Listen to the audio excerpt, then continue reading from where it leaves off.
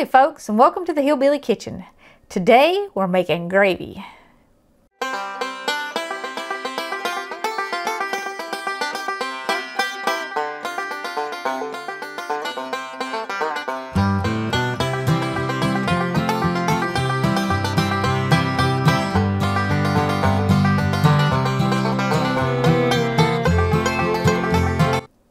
Now what we're doing today is we're using the broth out of our turkey that we roasted for Thanksgiving to make some gravy.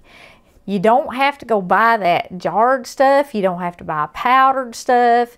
This is way better, and it's super easy. It's almost as easy as heating the jar.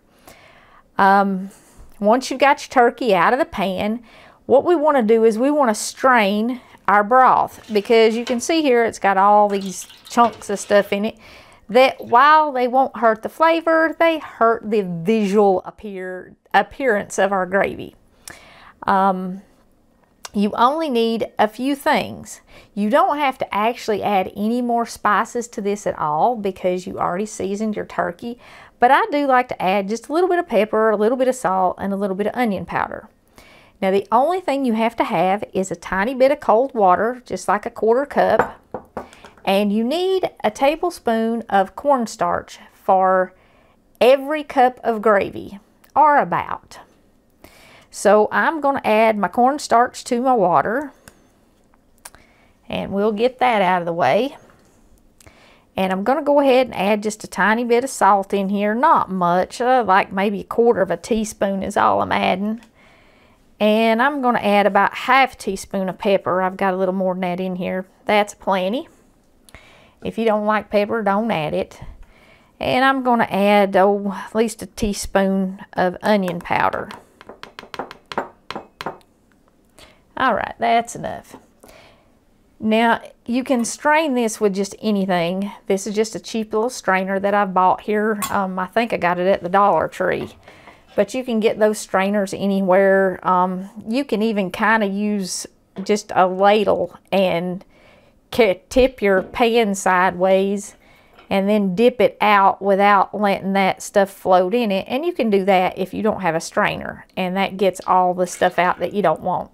But a strainer makes it a whole lot faster. And I'm just going to guess at 2 cups here.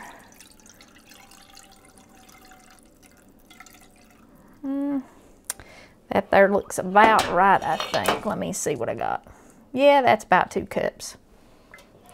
And I'm just going to move this out of the way.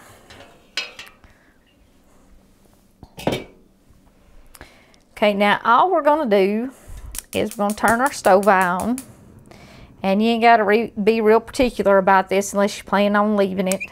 So I turn it up pretty high because I don't want to stand here all day long trying to get this done. Stir up your cornstarch in your water so that there are no lumps in your cornstarch, because if you add cornstarch to hot liquid, it will make it lump. So you don't want to just dump your cornstarch in your hot drippings from your turkey. Okay, now all I'm going to do is slowly add my cornstarch into my turkey broth. And those lumps you're seeing, if you can see those on camera, those are not the cornstarch, that's the onion powder. But it will dissolve as this comes to a boil.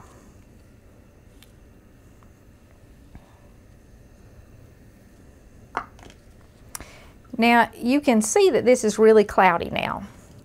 As this comes back to a boil, it is going to clear up and be a gorgeous light brown color. It won't keep that cloudy color.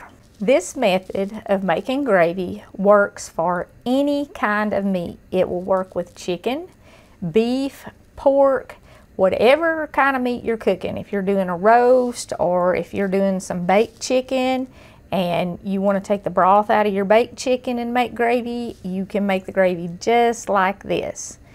Around here we call this brown gravy because it doesn't have milk in it, and then we call the gravy with milk gravy, even though usually it comes out a little bit brown too, because generally you're making it in a pan where you fried something and that turns it brown. But if you've ever heard anybody say we're having brown gravy with dinner, well, this is brown gravy. It's broth and cornstarch to thicken it. We are making this video at Thanksgiving, so don't forget to leave your comments what you're thankful for. And I want to give you Psalms 107:1. Oh, give thanks unto the Lord, for he is good, and his mercy endureth forever. And the things that I am most thankful for, right behind my salvation and my family, are all of you. And I do want to thank all of you for being a part of the Hillbilly Kitchen and for being so kind and so encouraging. And I especially want to thank you all for all your prayers during what we've gone through this year. When we lost Brett, when we were sick, you really made it possible to endure it. And you made it far more bearable. So thank you for being part of our family. Okay, our gravy is really starting to turn brown, and it's starting to get just a little bit thick, not quite yet. You do want to bring it right to that point where it starts to boil. That's what makes it thick. And kind of keep stirring it the whole time. If you don't stir it, you're going to get lumps in the bottom as it heats up in the bottom. And you can stir those out, but it's much easier just to keep them out. It just takes a second to cook it, so there's not really any need in leaving it unattended. I mean, in 2 or 3 minutes, it's ready. This is really brown and glossy. It looks really good. This is probably the prettiest turkey gravy I ever made.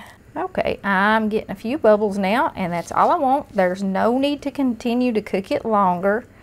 And it's not going to be real thick when you turn it off. But as it cools, it's going to continue to get thicker. And if it's much more than, oh gosh, I mean, it's really liquidy now, but it is thicker than water. And that's all you want. If you put so much cornstarch in it that it's much thicker than that, I mean, you can see the trail of my spoon. That is all you want.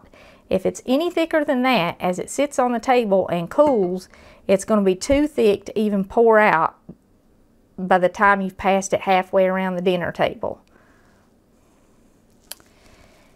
And that's it. That's all there is to it. Just a little bit of cornstarch. And like I said, you don't even have to put the extra salt and pepper and onion powder and stuff in it. That's entirely up to you.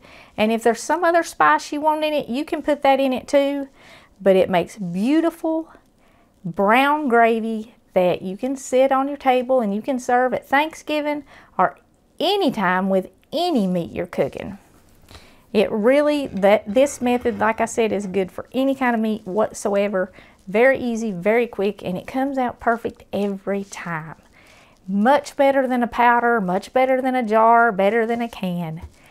Don't buy your gravy this year, make it. Thank y'all so much for joining us in the Hillbilly Kitchen. If you have not already, please don't forget to click like and subscribe before you leave. And until next time, remember to put God first.